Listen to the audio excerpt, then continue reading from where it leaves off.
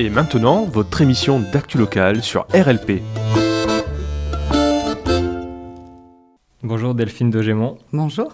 Delphine, vous avez créé les ateliers musicaux de Delphine.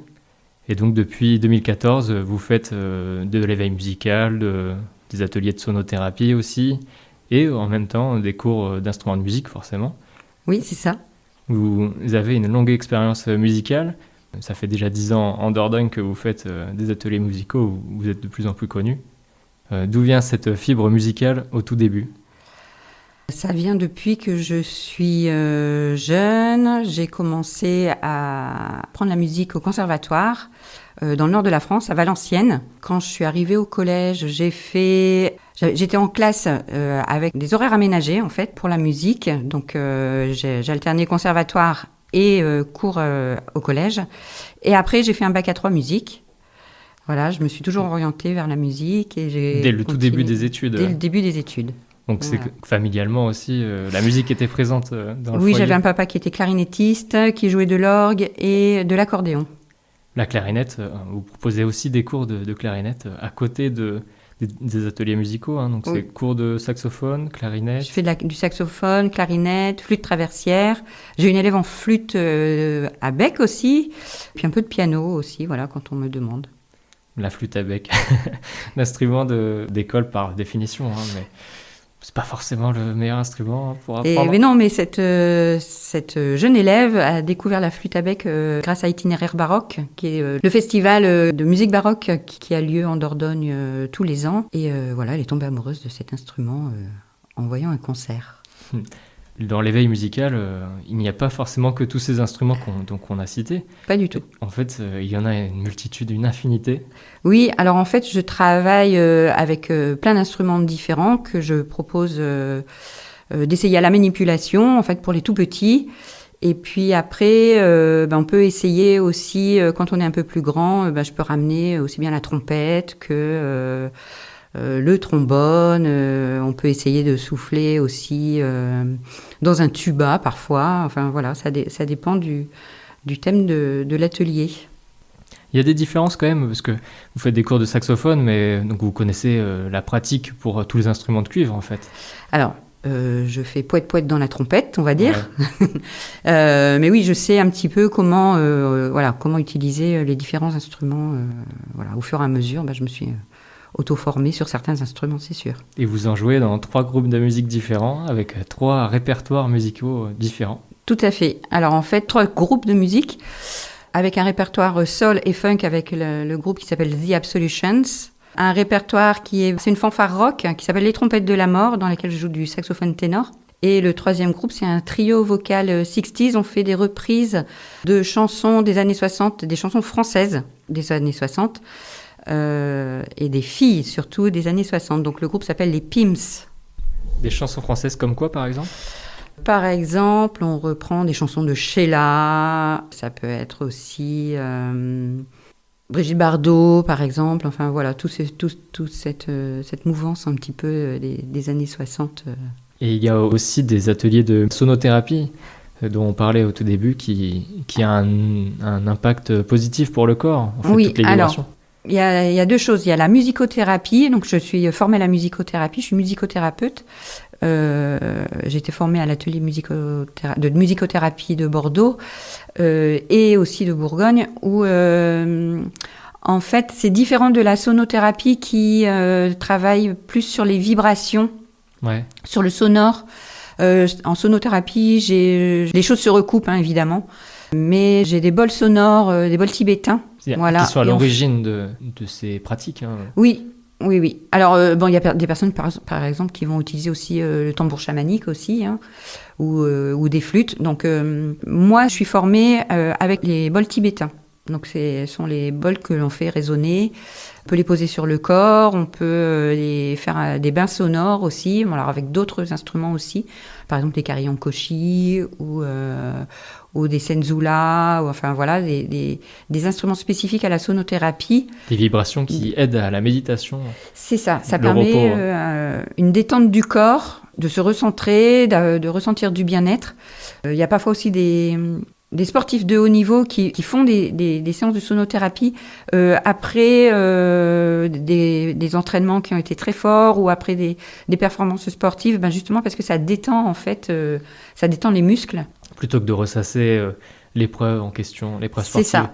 Ouais. Pour la musicothérapie, on passe sur d'autres instruments. Alors, avec la musicothérapie, on voit qu'il y a de la musicothérapie qui va être active, où en fait la personne va utiliser comme moyen d'expression les instruments, quel que soit l'instrument. Et ça peut être aussi, en fait, alors pas forcément des instruments, l'environnement qui est autour d'elle. Donc, si par exemple, taper sur une table, par exemple. Toutes les percussions, tout ce qui peut être percussion, tout ce qui est sonore, en fait. Et donc, l'idée de la musicothérapie, c'est d'ouvrir les canaux de communication, de permettre une expression. Donc, c'est ouvert plein de situations spécifiques, que ce soit pour des personnes polyhandicapées, pour des enfants qui auraient des troubles autistiques, des personnes qui sont en mal-être aussi, qui ont besoin de s'exprimer. La musicothérapie peut aider à libérer l'expression, en fait.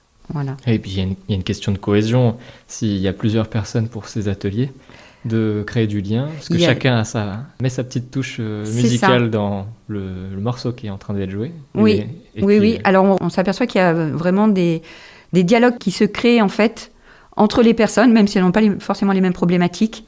Autour, je ne sais pas, moi, quelqu'un qui prend un xylophone et une autre personne qui va prendre un tambourin. Voilà, il peut y avoir une sorte de dialogue qui se joue et c'est vraiment très intéressant et souvent c'est assez émouvant, quoi. Il y a des émotions qui remontent, souvent. Il y a aussi pour l'éveil musical donc toutes les comptines que vous connaissez quasiment par cœur, parce que donc la plupart de vos ateliers sont des ateliers d'éveil musicaux pour donc dans des crèches par exemple, des bibliothèques. Alors ça peut être en centre de loisirs, en crèche, micro-crèche, j'interviens aussi au niveau des RAM, et maisons d'assistantes maternelles. Et oui, dans ce cas-là, je joue plutôt du ukulélé, ou alors après je présente certains instruments, comme la flûte traversière. Aujourd'hui, je suis intervenue dans une crèche et j'ai joué et ils ont découvert la flûte traversière. Et en même temps, j'ai plein de petits instruments que les petits peuvent manipuler, voilà, pour essayer, que ce soit un xylophone ou des petits tambourins, des petites maracas, enfin voilà. Et on chante sur des comptines, évidemment. Et on écoute beaucoup de musique, c'est très très gai. Des instruments associés à l'âge des ateliers, donc il peut y avoir entre 0 à 3 ans, 3 à 6 ans et plus. Oui. Vous allez jusqu'à quel âge ? Alors, les ateliers d'éveil musical, j'ai un atelier spécifique qui est pour les nourrissons, donc qui va de 0 à 6 mois, c'est un atelier Mamatoto, où là on fait vraiment de l'éveil sonore, c'est très doux avec des instruments spécifiques. Alors, pour les moins de 3 ans, c'est avec les parents, ou en crèche, mais j'ai un atelier avec les parents interviennent. Et oui, on a des instruments spécifiques. Alors parfois, ça peut être aussi sur le thème de l'Afrique. Et là, je ramène des instruments africains, comme le balafon, ou le sékéré, voilà. Et là, on a vraiment un thème spécifique à l'atelier. Vous devez avoir un garage rempli d'instruments. Je ne sais pas où est-ce que vous arrivez à ranger tout ça. Au fur et à mesure, j'accumule pas mal, ouais.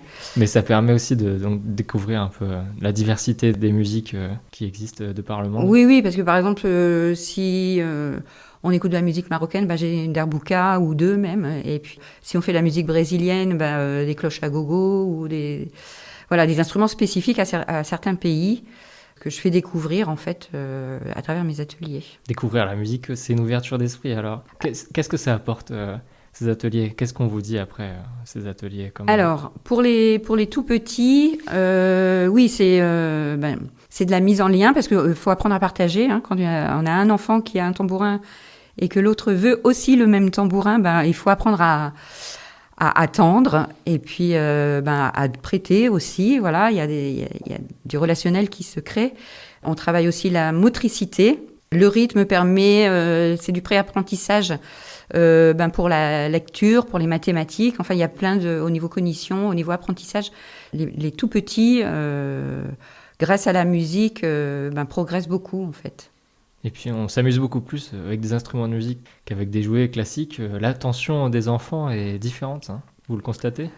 Oui, après, ça dépend des jouets aussi, mais oui, ils sont vraiment très attentifs à ce qu'ils font aussi. Et puis, il y a la discrimination sonore aussi qui est travaillée. parce que chaque instrument a sa propre sonorité. Subtilement, on fait intervenir aussi des notions musicales comme le grave, l'aigu, jouer lentement, jouer rapidement, jouer doucement, jouer plus fort. Enfin voilà, il y a plein de notions qui entrent en jeu. Et puis quand ils sont plus grands, on développe ces notions quand je fais l'initiation musicale pour après 6 ans en fait.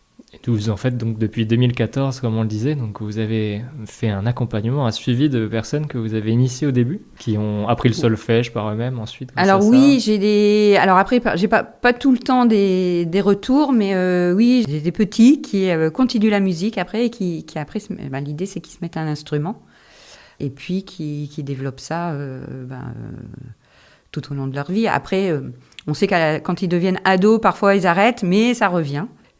J'ai en mémoire une jeune saxophoniste qui est arrivée en 6e, 5e, je crois. Bon voilà, les choses prennent le dessus au niveau scolaire. Elle a arrêté, et puis là, elle est en 3e, et au collège, ils ont un petit orchestre, du coup, elle est revenue reprendre des cours de saxophone. Donc c'est bien, elle continue, puis elle adore ça. Et voilà, elle s'éclate.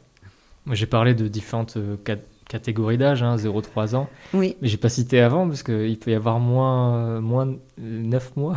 Parce que, vous commencez à partir de 3 mois de grossesse même. Il y a du chant prénatal. Du chant prénatal. Ouais. Alors le chant prénatal, on peut le commencer, oui, on dit 3 mois, mais ça peut être dès le début de la grossesse, dès qu'on sait qu'on est enceinte, en fait, on peut venir faire du chant prénatal qui permet d'établir tout de suite un lien direct avec le fœtus, puis après le bébé.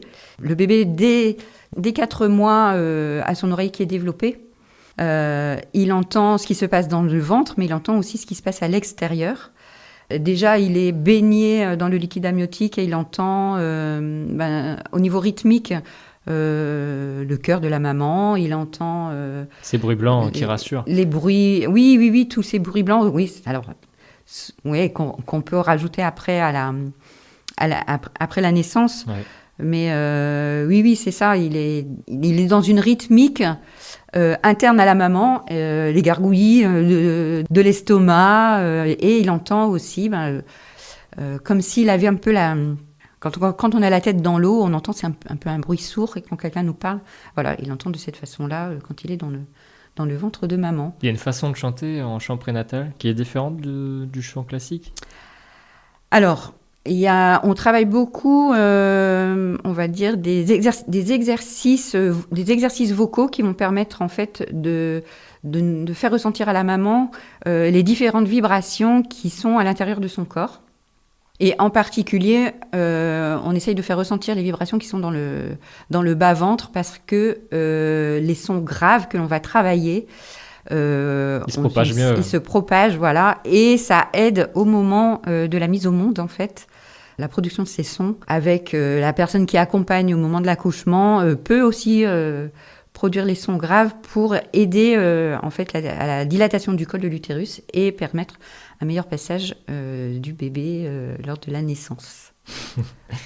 Oui, probablement que le son a un impact. Alors je ne sais pas pour mon cas personnel, l'accouchement est arrivé le lendemain d'un concert. D'accord. Alors, ah oui. Peut-être que ça a un impact, peut-être que c'est autre chose. On ne saura jamais. Oui.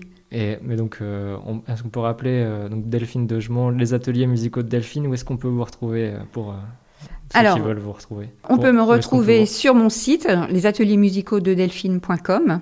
J'ai une page Facebook aussi au même nom, les ateliers musicaux de Delphine. Et une page Instagram. Une page Instagram, Delphine Daugemont aussi, voilà. Sinon, le téléphone... On peut me contacter directement par téléphone au 06 24 96 13 08. Et ou par mail. Par mail, qui est delphine@lesateliersmusicaux-de-delphine toutattaché.com. Et pour ceux qui écoutent ça autour de Périgueux, il y a des ateliers qui se font à Coulommiers-Chamiers, Marsac... Razac, à Bourreau aussi, là Bourreau où vous habitez, aussi, ouais. à côté à Jor. Moi j'habite à Jor, mais je fais des ateliers au Café Libre à Bourreau aussi.